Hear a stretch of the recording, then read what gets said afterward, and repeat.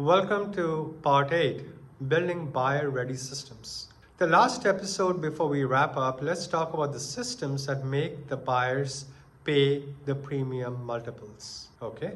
So now you have the data and that is clean. You have got the ownership clear. You have all of the documentation.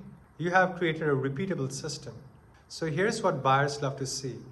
They want to see intervention playbooks. Written documentation for every risk scenario, a lot of risk scenarios. If a customer has low usage, here's the playbook. If a key champion in the customer has left the company, well, here's the playbook. If they're pushing back on budgetary issues, well, here's the playbook again. Why do buyers love to see this? It shows retention is not dependent on one person's intuition. It's a system anyone can run. It's a system that anyone can run.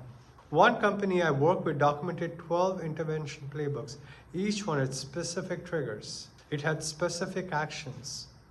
And it had specific success metrics. During diligence, the buyer saw these and immediately understood that the renewal operations were sophisticated and it was transferable to any other company that would buy it. They received premium valuation. Escalation process is when does a renewal escalate to a senior leader? Think of it that way. What is the criteria? What is the timeline? Who gets involved?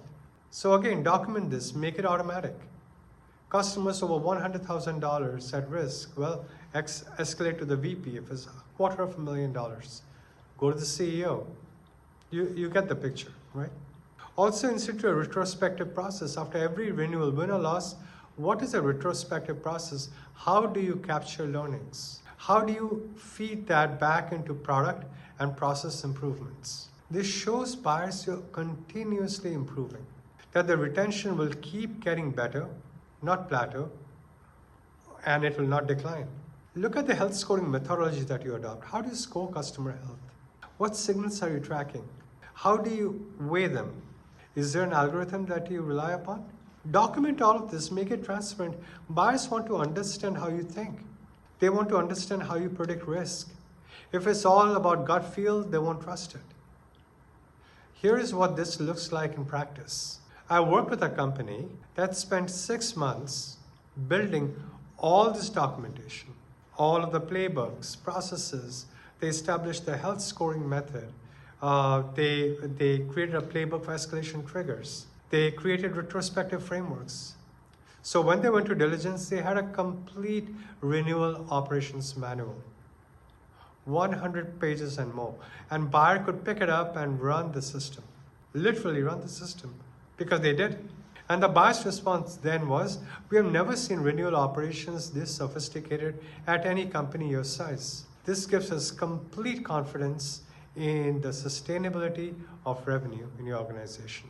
That confidence translated to a 1.5 multiple premium. On 200 million ARR, there's $100 million in additional exit value. Building this documentation does not take long. If you have already built the systems, documenting them takes a few weeks, but the value is enormous. So there are two key takeaways from this session. One, document as much as you can. Document your playbooks, your processes, your escalation triggers, because the buyers are going to pay premium for transferable systems. They're not looking for individual heroics to back up the valuation.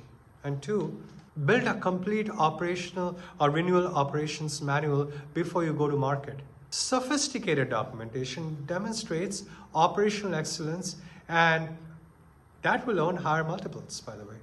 So we have created another episode, which is a summary, because there's a lot of grounds to cover. I'm going to recap everything for your convenience and give you a clear action plan. I hope to see you there soon. Take care. Bye-bye.